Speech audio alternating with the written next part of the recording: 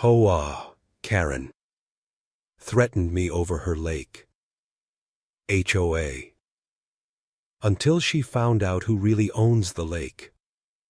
She came to my porch, clipboard in hand, and a fake smile that could curdle milk, said I was trespassing. On her lake, I almost laughed, but something in her eyes told me she wasn't joking. By the next morning, she'd called the cops. By the end of the week, the whole neighborhood turned against me, all because of one secret, a secret she was never meant to find out. And when she finally did, everything changed. Hey everyone, welcome back to HOA Secrets Uncovered, where every neighborhood hides a story. I'm Daniel. I live on the quiet side of Lake Haven, where lawns are perfect, and neighbors are anything but.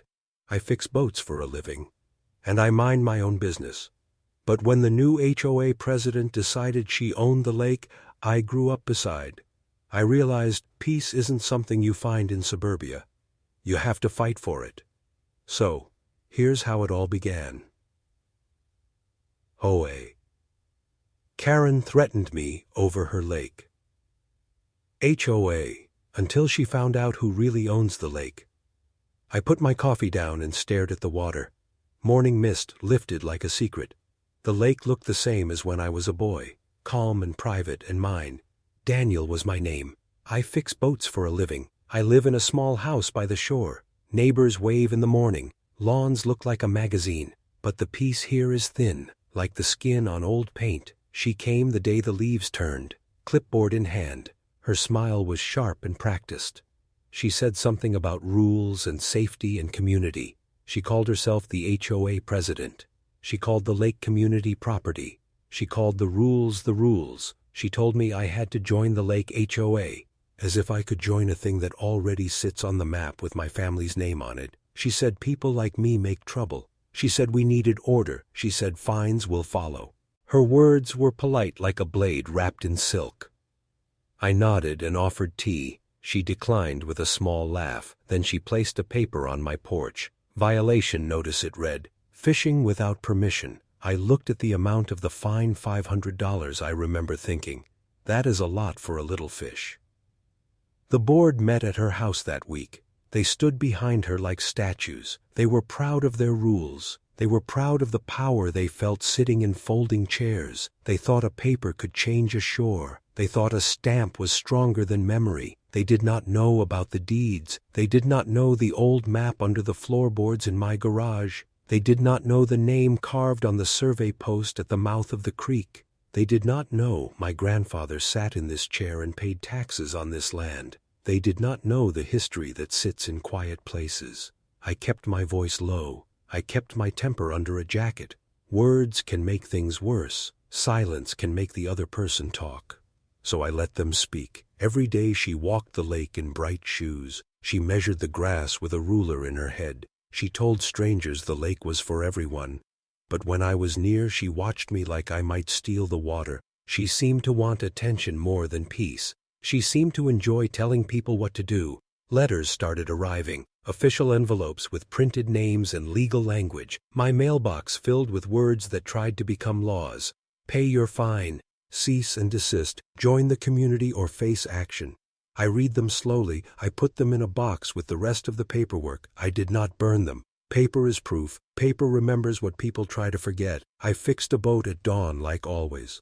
I tied knots and patched wood. I listened to the water move around the pilings. I cast my line in places that always held fish. The rod bent, the water tugged, small things that keep me calm. Then one night I woke to splashing, a sound out near the cove. I put on a shirt and walked barefoot down the path. Moonlight showed the silhouette of a truck near the bank. Blue paint dumped into the water like someone trying to change the color of a lie. I walked closer. Her son was there with a can. He smiled when he saw me. Making it prettier, he said. He laughed like painting a lake could wash away rules. I filmed it with my phone, not to hurt anyone, just to hold a moment that might be needed later. I called the county the next day. Environmental damage, they said on the line. They came with forms and questions. They asked for names and who lived nearby. Her face turned red when the county truck left with a report. She accused me of making trouble. She said I wanted to ruin the spirit of the neighborhood. The spirit of the neighborhood. I wanted to laugh at that phrase, because spirit is not a thing you can measure with a ruler. But they believed it. They loved the story she told. They loved the idea of someone keeping things neat. I decided it was time to speak. Not loudly, not angrily, just truth. I pulled out the deed and the old map. The map had creases and a stain from coffee. My grandfather scribbled notes in the margin, lines that matched the survey markers, numbers stamped with the county seal. I invited the board to my porch. I made tea for everyone. They came in shirts pressed and pride on their faces. She stood at the edge like a queen on a porch she wanted to own. I placed the papers on the table. No fanfare, no shouting. Just ink on paper and the smell of old wood. They read. They frowned. They passed the papers between them like a hot coin. One by one their faces changed. The color left their cheeks. They shuffled and looked at the lake as if it had grown new edges. She did not speak for a long time, the kind of long silence that holds a quiet before a storm. I told them about the survey post at the creek mouth. I told them about my grandfather's name on the tax roll. I told them the land has a history that a rule book could not erase. They looked at me like they were seeing the lake for the first time. Power is a funny thing. When you hold it tight, you think it is you. When the grip slips, you find it was only a shadow on your hands. Her son fidgeted. One board member dropped his pen. Someone mumbled about legal counsel and contracts. They were thinking of batons and words, not of water and the slow language of land. She smiled then. But the smile was empty now. It was like a handmade mask with cracks. She reached for the violation notice as if that paper could put things back the way they were. I watched her hand tremble. A small human moment. A crack in the armor of a woman who loved the sound of her own orders. They asked for time to review the documents. Of course they did. Time is how people hope complications will fade. I let them have their time. I fished in the evening like nothing had changed. Children played on the far shore. Dogs barked at the water. Life moved with its small, steady rules. But the word spread. Neighbors talked behind curtains. Some looked at me with new eyes. Some avoided my porch like it had become something dangerous. Rumors moved faster than truth. People love a good story. They will bend a fact to make a plot. She started to leave notes on cars, polite notes with sharp edges. Please respect the lake. Community rules apply. I folded them up and put them in a drawer. Sometimes I read them and laughed softly. Other times I read them and felt the tiredness in my bones. You learn a lot about people when you sit by water. The lake teaches patience. It teaches what is small and what is vast. It taught me that some fights are not loud. They are steady as tide. So I waited. Not for revenge, but for truth. I wanted the town to remember that land belongs to people before it belongs to rules. One night I heard the sound of a car stop. Lights swept across my window. A police cruiser parked at the end of the drive. I walked out with the deed in my hand. 2 officers stepped up the path. They asked for papers and stories. I showed them the map and the stamped seal. She came running down the lane then, her face white and tight. She said things about trespass and fake maps. She pointed at me like I was the trouble she had warned about. The officer looked at the papers. He looked at me. He looked at her. "Sir," he said to me with a quiet voice, "you own this property."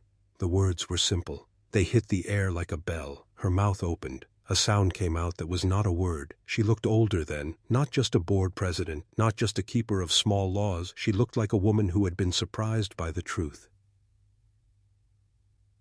HOA Karen threatened me over her lake. HOA until she found out who really owns the lake. The police lights faded from my driveway, but the echo of that night stayed. The lake was still, quiet, like it had been watching everything unfold. You'd think it would end there, that after the truth came out, everyone would just move on. But people like Karen don't let go that easy. The next morning I found a new letter in my mailbox. No logo this time. No HOA stamp, just my name, written in tight, angry handwriting. Inside was a single sheet of paper. "Enjoy your victory," it said. "But this isn't over." I laughed at first, then I looked out the window. She was standing across the street, arms crossed, watching my house like it was enemy territory. The neighborhood changed after that. The friendly waves disappeared. Conversation stopped when I walked by. It felt like she'd turned everyone into soldiers in her quiet little war. Every time I stepped outside, someone was watching, someone was whispering. I kept to myself, worked on boats, fixed engines, painted hulls. I found peace in the rhythm of tools and water. But peace doesn't last long when someone's trying to rewrite the truth. One afternoon I came home to find yellow tape on my dock. It flapped in the wind like a warning. "Restricted access," it read. Signed by the HOA. I tore it down. Then I saw her across the shore, phone in hand, recording me. She smiled. That thin, practiced smile, the kind people wear when they think they're untouchable. She yelled across the water, "You're breaking HOA Code Section 12." I yelled back, "You're breaking Trespass Law Number 1." The echo of our voices carried across the lake. It sounded ridiculous, like two children fighting over a sandbox. But behind her smug tone, there was something else. Fear. She knew she'd lost control, and losing control made her dangerous. That night, someone knocked over my trash cans, every one of them, neatly lined up by the curb in the morning, now scattered halfway down the street. My mailbox leaned sideways. My tires had deep cuts in the rubber, not slashed, just enough to deflate overnight. Little messages, little reminders. I called the sheriff's office. They said they'd make a note. But they couldn't prove who did it. I didn't need proof. I could feel her fingerprints on every act. Days passed. The silence turned heavy. Then one evening, a man in a gray suit knocked on my door, said he represented the HOA, said they were filing a lawsuit against me, claiming I was creating a nuisance, that my fishing was damaging community property. I almost laughed again. But this time it wasn't funny. Lawsuits mean money, time, stress. They drag you through mud till you start to question what's worth fighting for. He handed me a folder. Inside were photos of me, taken from across the lake, zoomed in, my hands on the fishing rod, my dog on the dock, my truck parked too close to the water, private moments turned into evidence. It felt wrong, invasive, creepy. That night, I sat on my porch with the papers spread out. The moonlight hit them like cold fire. I could feel my grandfather's spirit beside me, the man who built this dock with his bare hands, who told me the water listens to the truth. I whispered to the lake, "She thinks she can own you." And the lake whispered back, with ripples that glowed under the moon. The next morning, I went to the county office, showed them everything, the old deeds, the maps, the letters, the lawsuit papers. The man behind the desk whistled low, said, "This is a mess." He pulled up the digital records. Every line and number confirmed it. The property, officially, belonged to me. He gave me a printed statement with a raised seal. Proof, not words, not stories, but truth made visible. When I came home, I pinned that seal right on the HOA notice board by the mailboxes. Neighbors gathered around. Murmurs rose. Karen showed up minutes later, her smile gone now, her voice shaky but still loud. She called me a liar in front of everyone, said the county must have made a mistake, that I was trying to take the community's lake. I said nothing, just pointed at the seal and watched her face fall when she realized there was nothing left for her to say. The crowd was silent. Some of them avoided eye contact. Others whispered, but a few smiled. Quiet, small smiles, the kind you see from people who've been waiting for someone to finally stand up. For a while things went calm. The HOA meeting stopped mentioning my name, the letters stopped coming, and Karen disappeared. Her house light stayed off most nights. Her car sat unused in the driveway. It almost felt peaceful again. Until one evening, I saw something strange. A moving light near the far end of the lake. Someone wading in the water. I grabbed my flashlight and walked down the trail. The night air smelled of algae and rain. When I got closer, I saw her, Karen, in rubber boots, holding a bucket, pouring something into the lake. "What are you doing?" I called out. She froze, turned slowly, her face pale under the flashlight beam. "It's fertilizer," she said, "for the plants." I stepped closer. The bucket slipped from her hand. The smell hit me. Chemical, sharp, poisonous. Not fertilizer, something worse. The next morning I called the county again. They tested the water. Traces of toxic runoff. The same kind used to kill algae fast. It could have wiped out half the fish in days. She was fined heavily. The HOA tried to distance themselves, but the damage was done. The board dissolved a month later. Half the members quit. No more meetings, no more rules taped to doors, no more Karen patrolling the street with her clipboard. For the first time in months, I sat on the dock and listened. The water lapped quietly. Birds came back.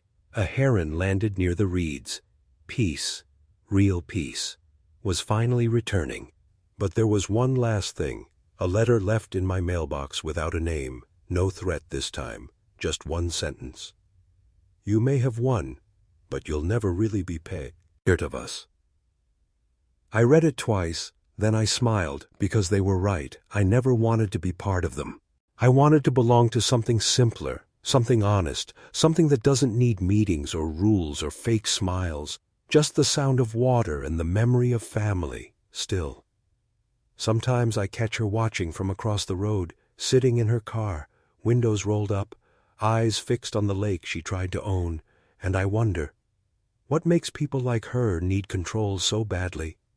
Is it fear of losing power, or fear of seeing who they really are without it? What do you think?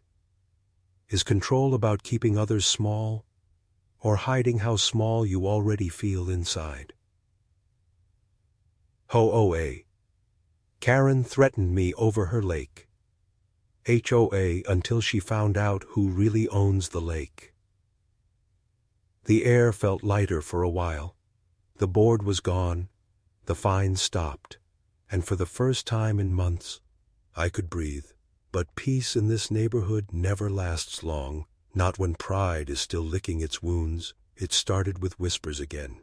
You can always tell when you've become the topic of quiet conversations, the way neighbors wave halfway and then pull their hands back. The way mail takes longer to reach your box. The way smiles turn into polite silence. They didn't call me Daniel anymore. They called me the Lake Man, the man who embarrassed the HOA, the one who made Karen disappear. Rumors grow fast in places with trimmed hedges and fake kindness.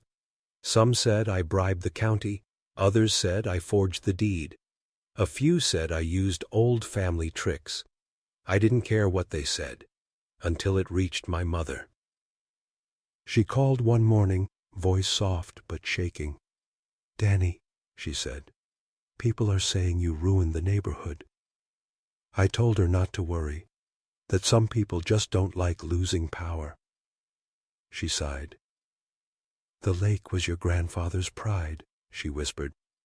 "Don't let them turn it into poison." Her words stuck to me like wet leaves. Because poison doesn't just come in bottles or chemicals. It lives in gossip, in resentment, in neighbors who smile with their mouths but never their eyes. That week, a new face appeared across the shore.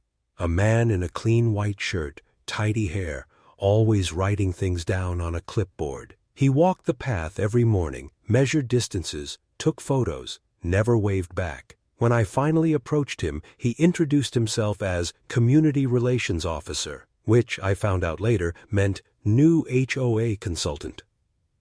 Apparently, some neighbors wanted to reform the HOA. Reform, he said, means restoring balance and trust. I almost laughed. Balance to them meant control. Trust, to them, meant silence. He told me they were drafting new guidelines, that all properties surrounding the lake would be subject to community rules. I looked him straight in the eye and asked, "Did you check the county records?" He smiled like I was a child interrupting a meeting. "We're working on a new structure," he said, "something more inclusive." Inclusive. That word again, it always sounds nice until it means taking something that isn't theirs. That night I couldn't sleep. I watched the lake shimmer under the moon, and for a moment I thought I saw a light in Karen's old house, the one that had been dark for months. Curtains moved, a shadow crossed the window. Someone was back. The next day, I got my answer.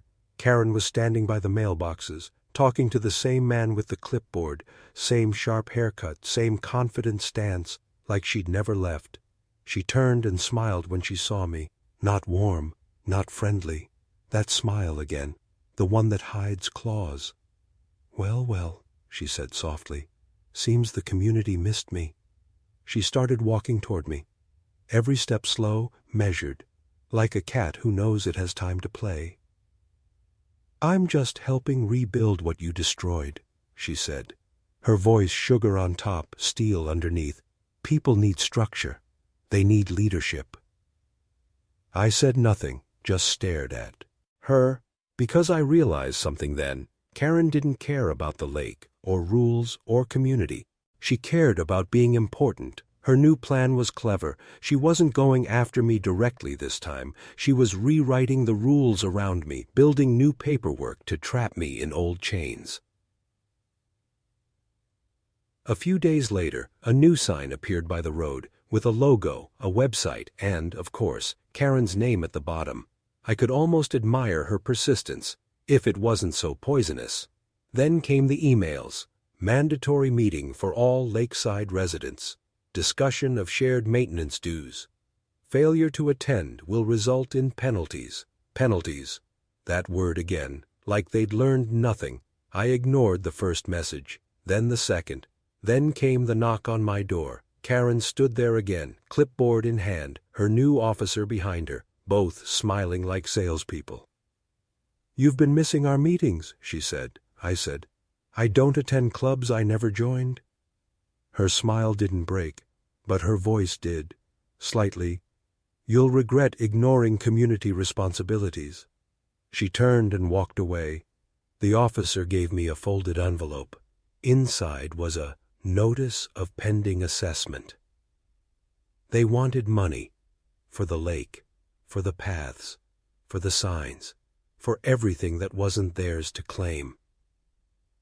I sat down at my workbench, the same place I used to repair boats, and thought about all the ways people fight. Some use fists, some use words. Karen used paper, but I had paper too. Older, stronger, with my family's name on it. I filed a report with the county, attached every document, every fine, every letter, and waited. Weeks passed. Then I got the call. The county official told me their new HOA filing was invalid.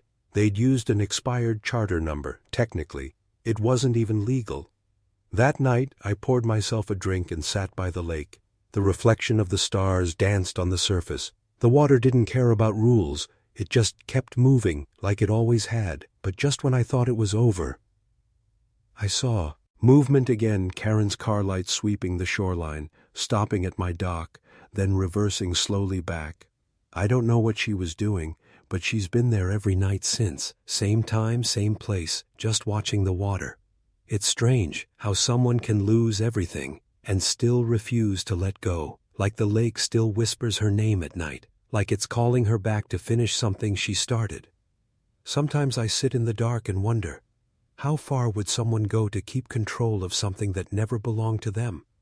And if she's watching me every night, what is she waiting for? HOA Karen threatened me over her lake. HOA until she found out who really owns the lake. The night started feeling heavier again. Still water, still air. But the silence carried weight. You can tell when something's not right. The kind of quiet that doesn't come from peace, but from people holding their breath. Karen's car kept showing up by the shore. Same time every night, engine off, Lights dimmed. Just sitting there, watching the lake like it might speak to her. Sometimes she stayed for minutes, sometimes for hours. I stopped pretending not to notice. I'd sit on my porch with the lights out, watch her through the trees. Two ghosts guarding the same lake for different reasons, one night. I decided to walk down to the water. The gravel crunched under my boots, my flashlight cut through the dark, and there she was, standing by the dock. No clipboard this time, just her reflection trembling in the ripples. "What are you doing here, Karen?" I asked. My voice echoed across the water. She turned slowly, her face pale, her eyes tired. "Do you hear it?" she whispered. "Hear what?" "The lake," she said softly. "It doesn't sound right anymore." Her words made me pause. For a second, she didn't sound like the woman who'd tried to ruin me. She sounded scared. Then she walked away. No fight, no threat. Just left footprints in the mud and disappeared into the dark. The next morning, I saw what she meant. Dead fish floated near the reeds, hundreds of them. The water smelled different, thick, chemical, familiar. It was the same smell from that night she'd poured something into the lake months ago, the stuff she called fertilizer. I called the county again. They came with their test kits, measured the levels. The man in the vest looked at me and said, "This water's dying." I stood there watching them scoop up samples.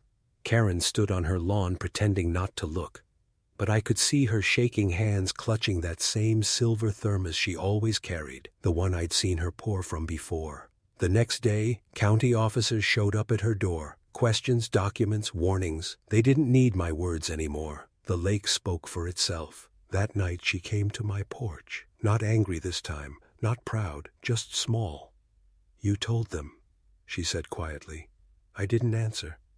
She nodded like she already knew. "You think you won," she said. "But I was only trying to help the community." I laughed softly. "By poisoning it?" Her eyes glistened. For a second, I saw the truth beneath the layers of control and pride. Fear. She was terrified of being nobody, of being forgotten. "The lake was my project," she said. "My legacy." I looked at her. "The lake isn't yours to leave behind, Karen." And she walked away without another word. After that, she vanished again. No cars at night, no meetings, no notes. The house stayed dark for weeks. Then strange things started happening around the neighborhood. Lights flickered near the mailboxes. Security cameras picked up shadows moving at night. Someone left small piles of sand on my dock, little mounds ped like triangles. No footprints leading to or from them. Neighbors started whispering again. Some said kids were sneaking around. Others said Karen had gone off the deep end. But something about it felt deliberate, too neat, too silent. One morning, I found a note pinned to my door. No signature, just 6 words. I kept reading it over. The handwriting looked rushed, messy. But the more I stared, the more I felt like I'd seen those crooked letters before. Maybe hers, maybe not. I walked down to the water. The smell had changed again. Not rotten, not chemical, just still. Like it was holding its breath. A soft wind moved across the surface. And that's when I saw it. A small wooden sign sticking out of the mud on the far side of the shore. Hand-painted words. I froze. She was marking territory again, but this time not through official papers or rules. She was claiming it in secret. I called the county again. They confirmed no new filings, no permits, just someone trying to rewrite reality one sign at a time. The officer shrugged, said they'd remove it. But I knew Karen. She wasn't the type to stop because of a warning. She was the type to push until something or someone broke. That night, I sat by the water with a flashlight. The lake was calm, too calm, the air thick enough to taste. And then, a splash, not small, big, like something fell in. I aimed my light. Nothing. Just ripples spreading out in circles. But when the ripples reached the shore, I saw it. A silver thermos floating near the dock, the same one she always carried, I pulled it out of the water. The cap was cracked. It smelled faintly of chemicals again, and there, faintly scratched into the metal, were the initials K.H. Karen Hayes. I looked across the lake. Her house was dark. No car, no movement, no sound. Something inside me turned cold, because for the first time it didn't feel like a game anymore. It felt like the story had taken a turn I didn't understand. I called the sheriff's office. They came, took the thermos, asked questions, searched her property. Her car was gone, her phone left behind. It was like she'd vanished between one heartbeat and the next. Days passed, no sign of her. Some neighbors said she ran away to avoid fines. Others whispered that the lake took her back. But every night since then, the water has moved differently. Tiny waves that come from nowhere. Ripples that appear when the air is perfectly still. Sometimes, if you stand on the dock long enough, you can hear it too. A faint sound under the water, like someone walking just below the surface. And sometimes, when I close my eyes, I swear I can still hear her voice, soft, distant, echoing across the lake. It doesn't sound right anymore. I can't help but wonder now. Do you think karma really ends when the person disappears? Or does it stay behind, waiting to finish the story itself? The lake hasn't been the same since that night. It's like it remembers what happened. Every sound echoes longer. Every reflection lingers a little too long before fading. Sometimes, when the wind moves just right, I swear I can hear her name in it, Karen, whispered soft, like the lake still carrying her voice. I tried to tell myself it was just grief or guilt, but the truth is, I wasn't the only one hearing things anymore.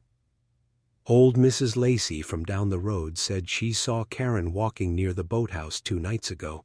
She said Karen didn't look at her, didn't even blink, just stared out over the water and disappeared into the fog. At first I laughed it off, but then the mail started arriving again. Letters from the HOA, same logo, same tone, same signature. Except she was gone. The county confirmed it. The police had no trace. Her car was found abandoned 6 miles away, keys still in the ignition. So, who was sending the letters?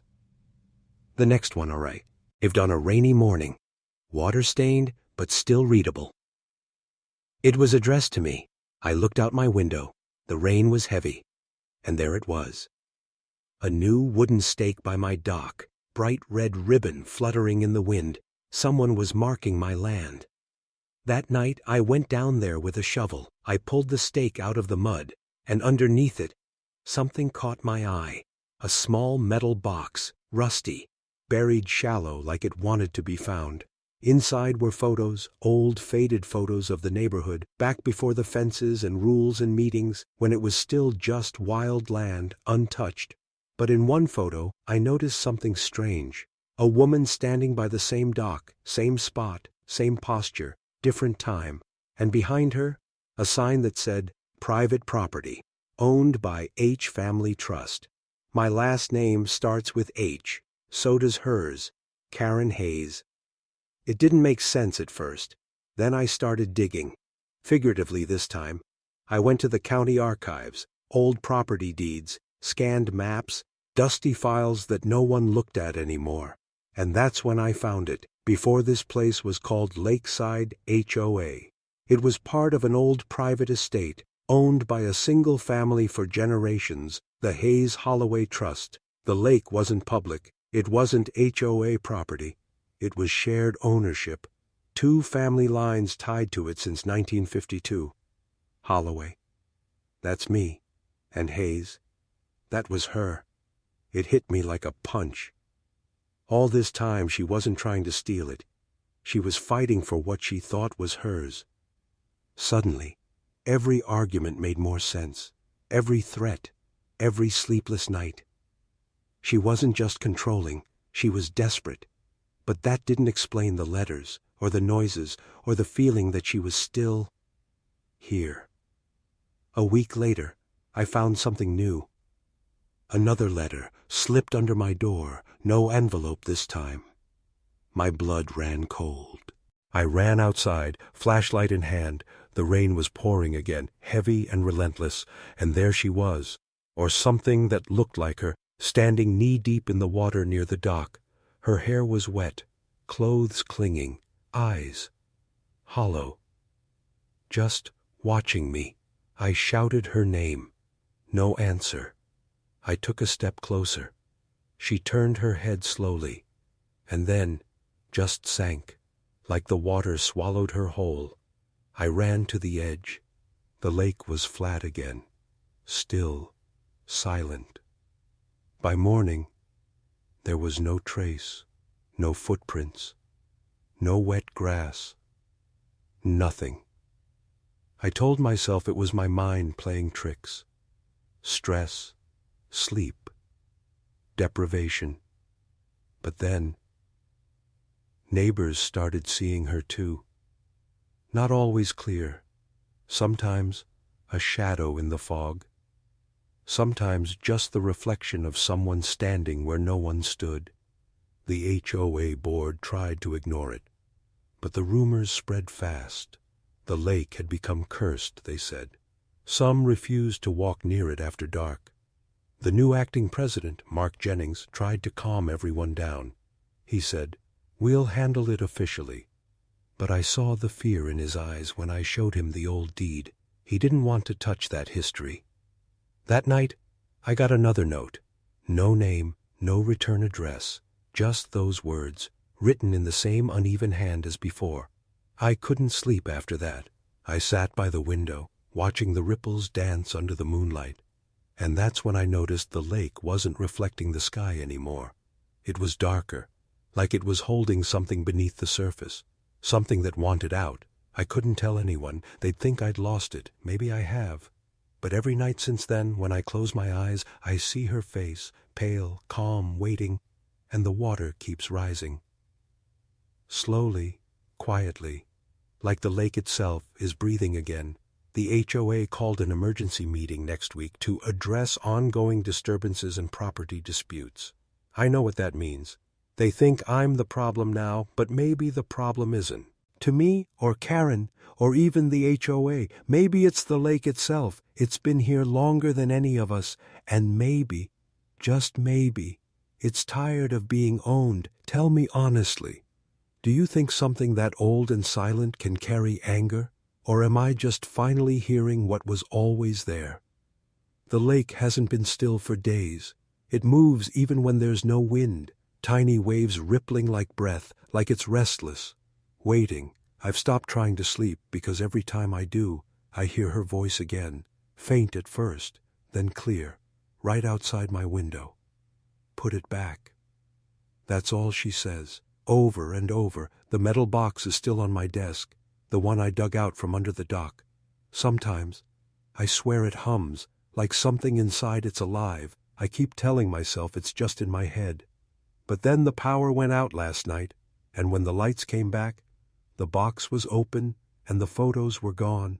The next morning, I found them scattered outside, floating on the water, perfectly arranged in a circle, like someone or something had placed them there.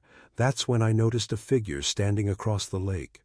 A man this time, tall, still, hands in his pockets. I shouted. No answer. He just turned and walked into the mist and vanished. Later that day, the HOA called me again, emergency meeting. They said there'd been unexplained property damage near the park side of the lake. When I got there, the whole board was waiting, 3 members, and Mark Jennings, the new president. He looked pale, tired, eyes sunken like he hadn't slept in days. He said, "Daniel, did you move the old boundary markers again?" I told him no, and I hadn't. Not since the night I found the box. He sighed, then pointed at the water. The red ribbons were back, dozens of them, floating like bloodstains across the surface, and in the middle of them, a single wooden stake, driven straight into the lake bed, painted white with one word carved into it. The board started panicking. One woman said it was vandalism, another said it was me trying to scare them. Mark just looked at me like he wanted to believe me. but couldn't. I said, "You think I'd do this?" He didn't answer. Instead, he said the county would investigate. Environmental violation, they called it. Said I might be fined again. I almost laughed. I told them, "The lake's doing this itself." But that just made things worse. They started whispering. One of them said, "He's losing it, just like she did." That stopped me cold. Just like who? I asked. They didn't answer at first. Then Mark said quietly, "Karen, she said the same thing before she disappeared." I felt the ground shift under me, the way he said it, the hesitation. He knew more than he was telling. When the meeting ended, I followed him to his car, asked him what he meant. At first he tried to brush it off, but when I pressed harder, he finally spoke. "She told me the lake was talking to her," he said. "She said it remembered everything that happened here, that it didn't want anyone fighting over it anymore." Then he looked at me with real fear. "She said it wanted to choose." Choose? Choose what? He didn't explain, just drove off. Fast. That night, I couldn't stay inside. I went to the dock again, flashlight off, just standing there in the dark. The lake was glowing faintly, like there was light under the surface. Then I saw them, the ribbons, moving in slow circles, like they were forming words, and I swear, I could read it. I froze. The light faded, the ripples stopped, and then a single voice behind me. "She's still waiting, Daniel." I turned. It was Mark, or what used to be Mark. His clothes were soaked, shoes dripping mud, eyes unfocused like he'd just walked out of the water. He whispered, "You have to give it back before it takes you too." Then he collapsed. By morning he was gone. No one knew where. He went. The HOA said he resigned suddenly, but I saw the footprints leading straight from his porch down to the lake. No return prints. The new HOA acting president, again, called me the next day, asked if I'd seen Mark. I said no. She said they were considering draining the lake to remove old hazards. That made me laugh out loud. Drain the lake? They had no idea what they were waking up. That night, I dreamt I was underwater, deep below the surface, and she was there, Karen, eyes open, mouth moving, bubbles rising from her lips. "Not yours," she said. "Not mine either." When I woke up, my floor was wet, water pooling under the window, and in it, another letter floating face up. I don't know what that means, but I know I can feel it. Something's changing. The air is heavy, the birds are silent, and the water, it's louder than ever, the night the lake chose. I knew it before it even began. The air felt thick, heavier than it ever had, the kind of silence that presses on your chest, makes you listen harder than you want to. Even the crickets were gone, no frogs, no ripples, just still, black water stretching into the fog like a mirror for the sky. I stood on the dock, flashlight trembling in my hand, the letter still in my pocket. The lake chooses tonight. And somewhere deep down, I already knew who it was going to choose. It started slow. A low hum under the wood, like the lake was breathing. The dockboard shook, softly at first, then harder. And then I heard it, her voice, not a whisper this time, a clear sound rising from beneath the surface. "Daniel." I dropped the light, watched it roll off the dock and vanish under the water. The glow disappeared instantly, but something else took its place. A soft blue light spreading beneath the surface, moving like veins, twisting and curling, until the whole lake was glowing from below. I backed up, but the air behind me was colder than the air in front. And that's when I saw her, Karen, standing at the end of the dock, still dripping, still silent, but her eyes weren't hollow anymore. They were calm, sad even. "You found what was buried," she said softly, "and now it remembers." I wanted to ask her what that meant, but the light around her started to pulse, like the lake was alive beneath her feet. She looked down, then back up at me. Do you know what this place was, Daniel? I shook my head. It was never just a lake, she said. It was a boundary, a line between what we owned and what owned us. The wind picked up, cold and sharp. It smelled like rain and iron and something older than both. I tried to speak, but before I could, she stepped forward, onto the water, and didn't sink. She kept walking, out toward the center. The blue glow followed her feet, and I realized something was moving under the surface. Something big. I wanted to run, but I couldn't move. My feet were heavy, like the dock was holding me there. Karen stopped halfway across the lake, turned back toward me, and raised her hand. "Give it back," she said again, her voice echoing everywhere, not loud, just everywhere. Then the glow beneath her exploded upward. Water rose like it had a life of its own, a column reaching toward the clouds, and inside it, shapes, faces, arms, figures that looked half human, half something else. They weren't attacking, they were rising, lifting her up. Karen looked at me one last time and mouthed something I couldn't hear. Then the water fell, and the glow disappeared. When I opened my eyes again, the sun was coming up. The dock was cracked, half of it, torn apart, and the water was still again. No Karen, no light, just silence.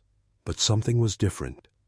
The waterline had dropped, almost 2 feet lower, and the red ribbons, every single one of them, gone. I walked down to the edge, knee-deep in the mud, and that's when I saw it. A new wooden post, fresh, clean, driven deep into the ground, one name carved on it, my name, and beneath it, burned into the wood, a single word. I don't know what that means, but I haven't seen another HOA member since that night. No meetings, no calls, no notes. The houses around the lake are quiet, empty, like people just left. The mailbox still gets mail, but not from anyone around here. Letters keep showing up addressed to the keeper of Lake Haven. And all they ever say is the same thing. Sometimes, when the moon is high and the water's calm, I see the light again, soft blue lines dancing under the surface, not scary anymore, just alive. I still live here, can't seem to leave, don't really want to. The lake doesn't talk anymore, but I know it's watching, listening, and maybe protecting. Because last week, a real estate agent came by, said he wanted to buy the property, build luxury homes, said the HOA wanted to reclaim the area. He smiled when he said it, the same fake smile she used to have. But as he walked down the dock, the boards under him creaked. One snapped, then another. He fell in. The water was calm when I helped him out, but his hands were shaking. He looked at me and said, "There's something down there, man. Something that moves." I just nodded and told him he should leave before dark. He did. Now, no one comes here anymore. Not the HOA, not the county, not even the birds stay long. And I sit here, every morning, coffee in hand, watching the lake breathe. And I can't help but think, maybe she was right all along. Maybe it wasn't about who owned the lake, maybe it was about who respected it.